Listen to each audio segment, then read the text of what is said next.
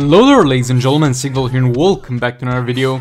In this one, as usual, we're going to take a look at some story fights and we're going to open up with a fight of Villain Laughs plus Kinflan Suckman plus Dr. Fate. I'm gonna have sort of Salvation at level 9 on Villain Laughs for power generation mostly. Kinflan Suckman is gonna have Nora Snow Globe and we're going to have the level 7 God Killer on Dr. Fate. We've seen in yesterday's video that I can give some passive stats to Kinflan Suckman and still have him die normally, so the clones have more health when they spawn, so we're going with the higher passive stat artifact that I have here.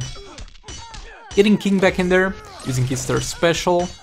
Don't Laughs did all his percentage shell damage in the first transformation, but did the second one just to be safe. It's not like we lost too much for doing that anyway. King back in there in our third special, pushing her to a corner. Don't Laughs back in there. Combo chopped again. King in there. Yet again third special. Now we're just gonna combo and chop her until she uses super move. Hopefully. Hopefully that will be successful. But yeah, I like her using super move so that the clones are not in danger of getting hit on by the super move, because if the enemy has super move available, then your clones are kind of on a timer and you either make the enemy use specials or you get hit by super move. And we can't really make her use specials because she's got the special too that's map wide, so that's not ideal. Ring-ish the combo there. Combo and chopped again. Combo and chopped again. And there we go, she's in the corner. Now there's nothing that can stop us. Our third special. Ring-ish the combo. One more third special is required of this clone to have the peak performance. Or this clone at the very least. Also, there's no healing here. So that kind of sucks, because usually I can't get my Kinflan Suckman killed in only one hit, because if I do that, then the enemy will continue hitting and chain into a special and hit the clone, which is exactly what will happen here.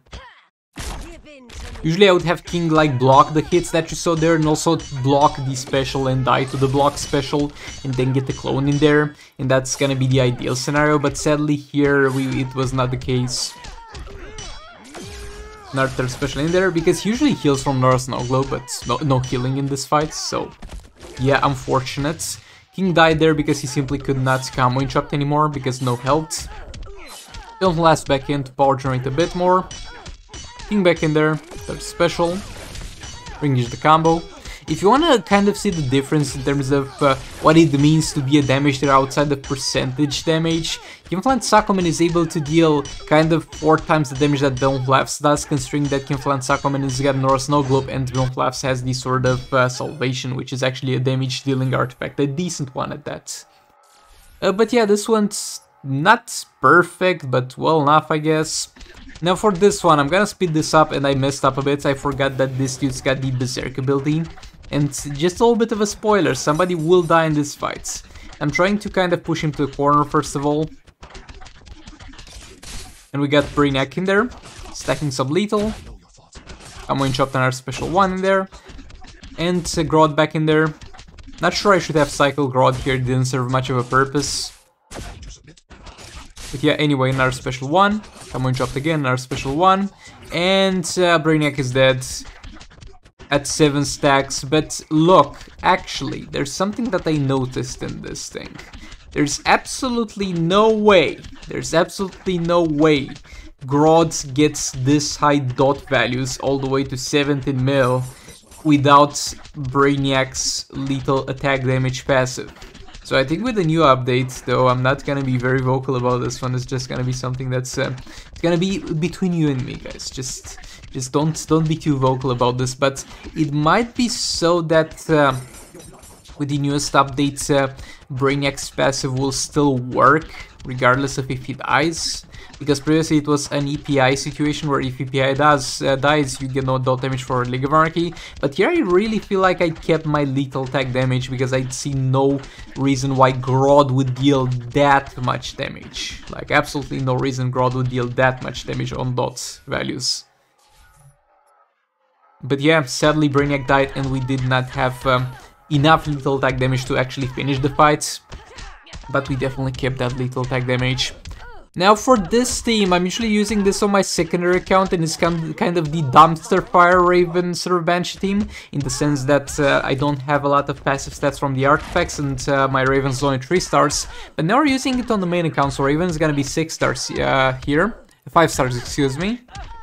We're going to have sort of Banshee with level 6 Dark Mel cards, and level 7 Godcare and level 4 Prometheum Sword for the passive stats. We're gonna see how much damage we can deal. I'm gonna also try another thing here, which we're gonna get into, which I regret doing already. Jump attack, special 1. Jump attack, special 1, 2 disables in there. Raven in there, special 1. Combo interrupt. Into a tag in. There's special 50 mil, not too bad, definitely not too bad. Raven back in there, special 1. A few hits in there. Sir Banshee, third special, 52 mil. Well, that's interesting. Special 1. Also, we deal kind of 4 mil with special 1, by the way. Raven back in there. Reset the darkness. We're trying 3 disables here, and there we go, third special 64. Yeah, this was kind of trying to see different combinations type of fight, not necessarily trying to deal the most damage type of fight, but to still deal a lot of damage. Special 1. In every single video I get comments, why also this was a mistake, the third special I wanted to tag Sir Banshee. I think I even pressed the tag in the Sir Banshee, but Sir Banshee just did not get tagged in. I get a lot of questions like, Sigval, why don't you use the second special of Raven? It also disables specials. Because I can't keep EPI in the corner. If I can't keep EPI in the corner, because Raven backs her ass off when using the special too, so if I can't keep EPI in the corner locked into an infinite combo, we're not gonna deal damage. Because it's gonna be a far more unoptimal gameplay loop overall, but there we go, we tried. 42 mil. Special 1. Another special 1. Raven in there, special 2. If I do this, I have to do an additional special 1 with Sir Banshee, because the third special doesn't have any room to disable. I just don't like this. I'm trying for you guys, so you shut up in the comments already about this. Sigval, did you know you can disable special 2 with Raven specials? I know, it just sucks. There we go, 52 mil, but if you add up all the time we have spent in addition stacking multiple special ones with Sir Banshee, most likely you could have gotten like 1 more third special in there or something like that. I don't know, man, I just don't like doing it like this. I like to lock my opponent into an infinite combo in the corner and just have fun that way. But yeah, the special 2 thing is definitely possible. Not optimal in all fights, but in that fight it was manageable, let's say. Gonna have a little bit of a cleanup fight here against Boss Something. He's gonna stand absolutely no chance, because we have also the class advantage, and League of Anarchy takes the extra advantage from the class advantage, because it also applies to base damage and dot is also dependent on base damage, so double increase in damage based on class advantage for dot damage. Special 2 in there, re-engage the combo, pushing him to a corner. Didn't even want to use super move here, it was not worth it. Swipe right, tap 3 times, swipe right. There's special 2 in there. And yeah, there we go. That's something that I should really work on my fight management, because in this one I left a lot of fights with kind of very low amount of health, but at the same time, if I really cycle my teams properly, I can kill 3 bosses per day, and over here I failed to kill any boss and got, I mean, I did kill some, but it was just not optimal. So how I'm thinking the optimal route for my account would be something like first up use Mr. Freeze plus a Raven to one-shot something, that's one-shot. Then use Grodd plus Brainiac to one-shot another thing, that's a second one-shot.